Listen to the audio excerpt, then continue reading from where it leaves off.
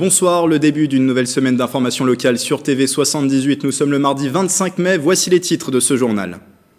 En 2020, 44% des étudiants ont vu leur projet de job d'été se modifier à cause de la pandémie. Cette année encore, la quête d'un petit boulot s'avère difficile pour les jeunes en raison d'un contexte toujours incertain. Reportage à suivre, focus également sur la recherche d'un logement pour les étudiants. Une association Ensemble de Générations propose de se loger gratuitement ou à faible coût en échange de services pour les seniors. Lutter contre les dépôts sauvages et les activités abusives pour protéger les forêts yvelinoises, l'objectif de la convention Vigilance Environnement, signée tout récemment au conseil départemental à Versailles. 5 acteurs vont collaborer pour un meilleur maillage du territoire et une plus grande efficacité d'intervention. Et puis toute cette semaine, la rédaction de TV78 vous emmène au cœur des archives départementales installées à Montigny-le-Bretonneux. Le site conserve 32 km de documents. Présentation ce soir de ce lieu et de ses missions dans notre premier numéro de ce dossier dédié. Retour également tout à l'heure sur la première édition du salon Art et Jardin qui se déroulait de vendredi à dimanche au domaine de Dampierre en Yvelines.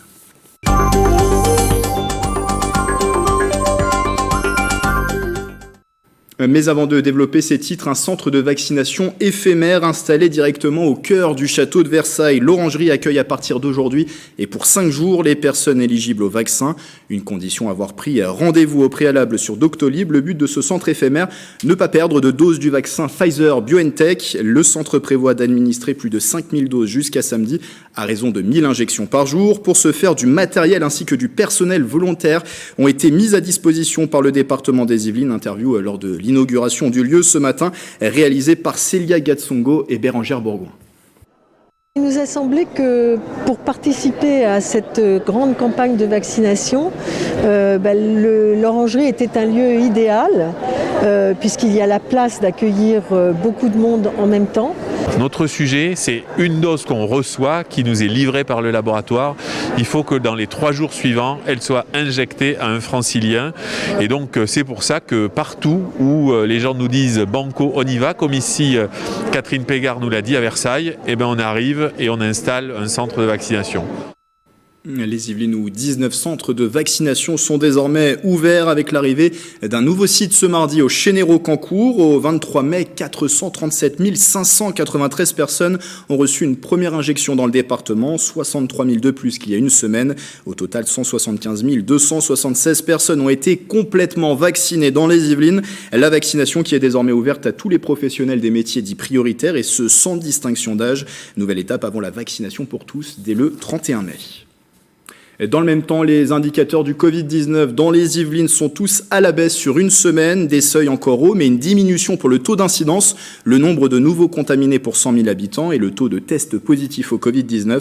La pression hospitalière se dessert également en Ile-de-France. Le taux d'occupation des lits de réanimation est repassé sous la barre des 100%. Au 24 mai, 420 personnes étaient hospitalisées dans les Yvelines. 72 patients étaient toujours placés en réanimation. Et depuis le début de la crise sanitaire, 1797 personnes ont succombé au Covid-19 dans les hôpitaux du département.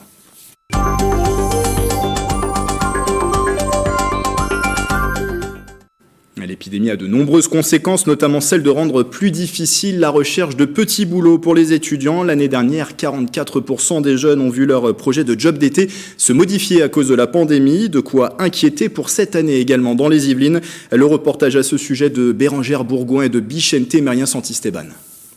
On se prend beaucoup de refus et là, je fais le tour un peu tous les magasins et ça, c'est compliqué. Que ce soit pour payer ses études, son permis ou encore ses vacances, de nombreux jeunes recherchent chaque année un petit job pendant l'été. Une tâche devenue difficile. Ils demandent de l'expérience de minimum 2 ans pour être dans la vente, que ce soit agent de caisse ou mise en rayon. Donc forcément, quand on est étudiant et qu'on n'avait pas eu le temps encore de faire ses premiers jobs étudiants, c'est compliqué d'avoir cette expérience-là, quoi. J'ai beaucoup de mal à en trouver, j'ai fait quelques travaux bénévolement et puis j'ai enfin trouvé là un travail chez une grande enseigne qui recrute beaucoup d'étudiants. Pourtant, avec la réouverture de nombreux commerces et le retour en présentiel des entreprises, Charlotte Beck, coordinatrice de l'un des 29 centres d'information jeunesse des Yvelines, reste optimiste. Là, elles vont se retrouver aussi avec un besoin de main-d'œuvre assez important et elles ne vont pas pouvoir se permettre d'augmenter leur niveau d'exigence. Et à un moment, quand on a de la main-d'œuvre et des gens qui sont volontaires et dynamiques pour ça, moi je pense que ça, ce sera assez payant pour les jeunes. Outre les plateformes internet, de nombreuses structures existent pour aider les jeunes. Dispositif municipal, le pôle jeunesse de Montigny-le-Bretonneux organise un mois thématique pour accompagner les jeunes à trouver un travail cet été. L'équipe du pôle jeunesse va accompagner les jeunes sur la réalisation de CV, de lettres de motivation. Ils vont partager avec eux les sites qui peuvent les aider justement à trouver un job d'été, et puis surtout sur les événements, vous savez, de job dating, il y en a eu un certain nombre. Et parce qu'il n'y a pas que vendeurs, serveurs ou saisonniers, ces structures peuvent également orienter les démarches vers des métiers moins habituels. Autre difficulté pour les étudiants, celle de se loger. Les recherches ont débuté pour la rentrée universitaire prochaine. Le logement qui représente 50 à 60% du budget pour les étudiants qui en plus ont été durement frappés par la crise sanitaire avec une précarité qui augmente. Des solutions existent pourtant et on en parle avec Bérangère Pénaud qui est avec nous par visioconférence. Bonsoir. Bonsoir. Vous êtes chargé de mission pour Ensemble 2 Générations dans les Yvelines. Alors l'association propose aux étudiants de se loger gratuitement ou à faible coût et ce en échange de services ou de présence à domicile auprès de personnes âgées. On va en parler dans un instant. Une conviction pour Ensemble 2 Générations, c'est celle de l'habitat intergénérationnel. Pourquoi cet état d'esprit? Pourquoi finalement défendre cet habitat? Parce qu'on se rend compte qu'aujourd'hui, les enjeux dans la société sont ceux de la solidarité, entre autres, de pouvoir être les uns avec les autres et de proposer des solutions innovantes et surtout porteuses de sens. On connaît la difficulté des seniors à vivre la solitude et l'isolement. Et puis, ces jeunes à côté qui, eux, ont besoin de trouver des logements et sont prêts à rendre service. C'est aussi remettre le lien intergénérationnel à la première place, puisque dans notre société, on se rend compte que ça a une importance vraiment essentielle pour grandir. Vous avez parlé de ces constats de part et d'autre, celui de l'isolement pour ces personnes âgées, le coût élevé aussi de la vie étudiante de l'autre. On a à apprendre beaucoup de nos aînés et vice-versa, ils ont aussi à apprendre de la jeunesse. Oui, tout à fait. Un jeune qui s'installe chez un senior, c'est vraiment la vie qui entre à nouveau à la maison. Moi, j'ai souvenir de parfois rendre visite à des personnes âgées qui se sentent inutiles, qui ne trouvent plus de rôle ou d'utilité dans leur vie. Et dès lors qu'un étudiant franchit le pas de la porte, eh bien, quelques mois après, c'est une toute nouvelle personne qu'on découvre parce que la jeunesse leur fait du bien. Et puis, les jeunes aussi se sentent apaisés d'être en relation avec un senior puisque on rompt la ligne directe avec les parents. Et parfois, ça leur fait beaucoup de bien, ce qui permet à chacun de s'épanouir et puis d'être apaisé, d'avoir la présence de l'un et de l'autre. Donc, c'est vraiment bénéfique pour les deux. Est-ce que ce lien intergénérationnel, il est plus difficile à créer en ces temps de crise sanitaire? On sait justement que les personnes âgées sont vulnérables et avec les contacts aussi limités, est-ce que c'est plus difficile de créer ce lien du coup? Eh bien, étonnamment, on a eu, nous, une recrudescence de demandes des seniors cette année, puisque les seniors nous disaient craindre davantage la solitude que la peur du Covid. Donc, au contraire, les seniors sont prêts à accueillir les jeunes et ils ont vraiment envie d'être dans cette démarche d'échange, les seniors d'aider les jeunes et puis les jeunes de pouvoir évidemment rendre des services à ces seniors.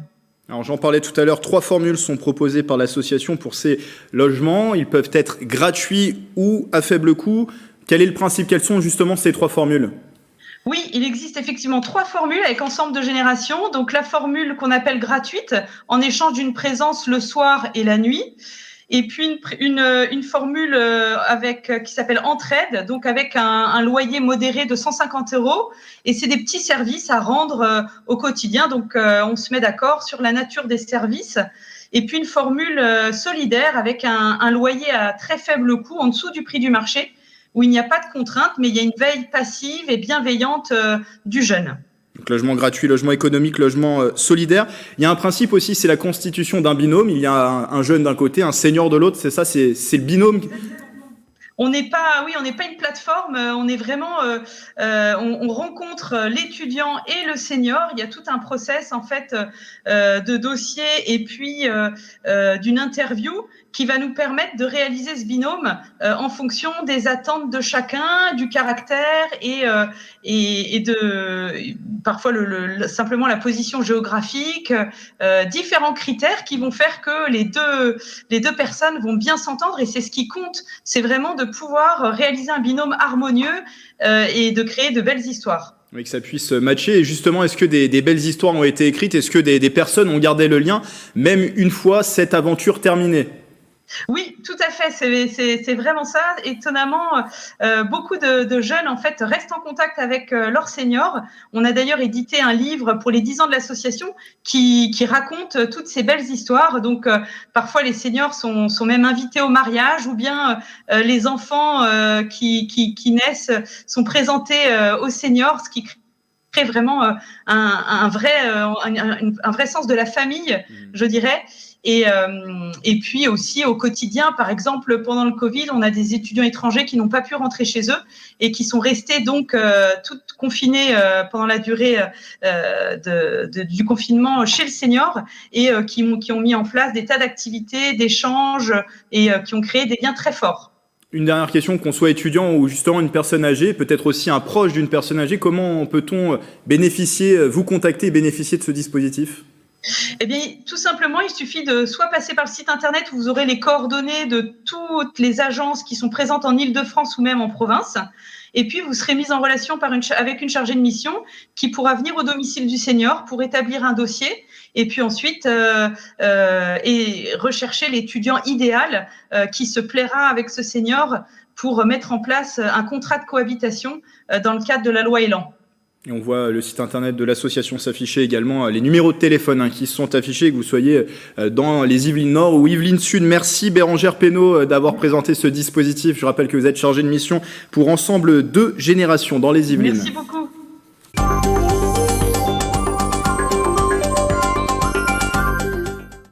Et puisqu'on parle de logement, cette convention signée à Bois d'Arcy pour des achats solidaires le 21 mai, Leroy Merlin a signé son 100e document du genre avec les Compagnons Bâtisseurs Île-de-France et l'Ermitage Accueil à Versailles.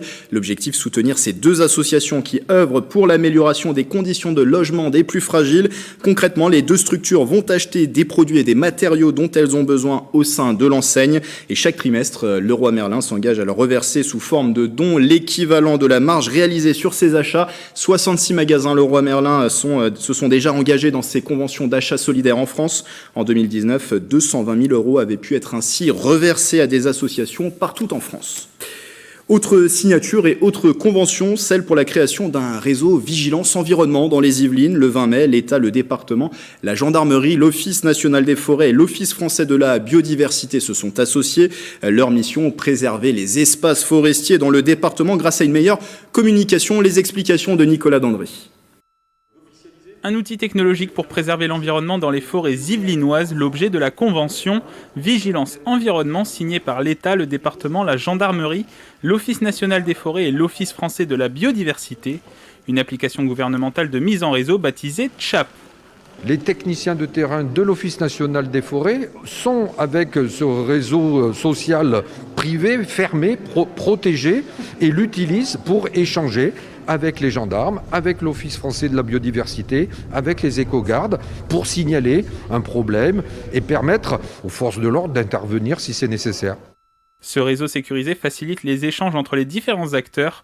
Objectif, lutter contre les incivilités en forêt comme les dépôts d'ordures sauvages, de chantiers ou encore d'autres activités abusives. Une zone d'opération pour la gendarmerie des Yvelines. Il y a des actions purement opérationnelles où sur la base d'un renseignement qui nous sont fournis par ces agents, donc la gendarmerie peut intervenir très rapidement. Et puis il y a également des actions de formation. Il s'agit de se former mutuellement sur les uns les spécificités administratives ou techniques et d'autres ce qu'on peut faire en termes de prérogatives judiciaires. Qu'il est nécessaire d'avoir entre guillemets des mesures de police et donc une coopération entre tous les acteurs de la protection de l'environnement.